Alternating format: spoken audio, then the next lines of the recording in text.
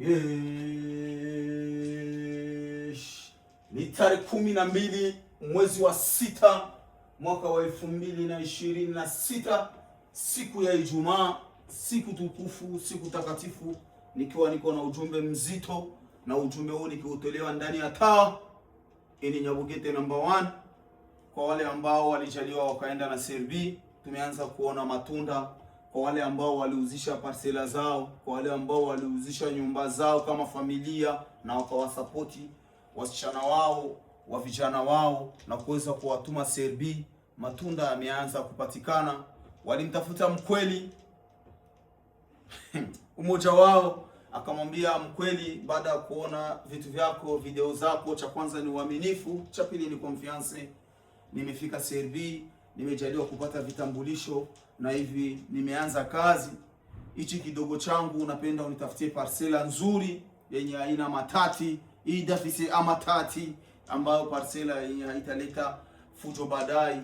Naamua kuanza kuwekeza nyumbani kwa sababu finale ni uzeeni.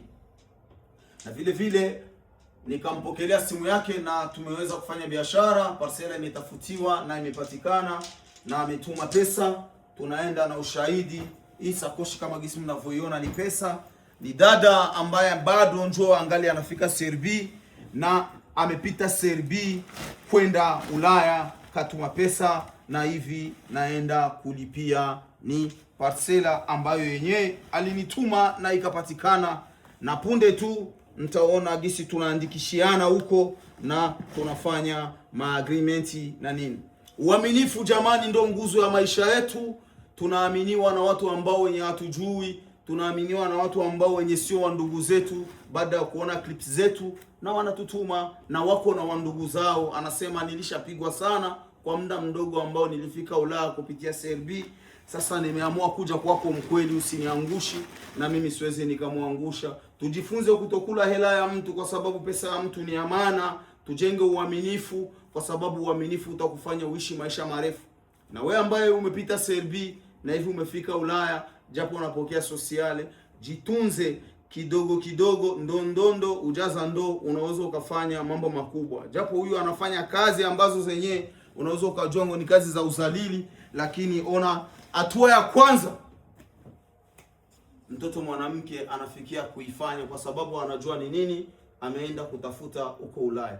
Watu wengi wanakimbilia ambiance, watu wengi wanakimbilia kuonesha maisha ambayo sio yao. Huyu ni binti, nikimsema jina kutokana na penye watu mko mtamjua, lakini kaniamini na kanitumia pesa, na hivi naenda kumchukulia parcela yake na nitamtumania kila kitu. Na akitaka ujenzi, nina wafundi ambao wamejenga tawa na wao wanaweza wakajenga na wakamjengee. Tujifunze kuwekeza nyumbani, finale uzeeni.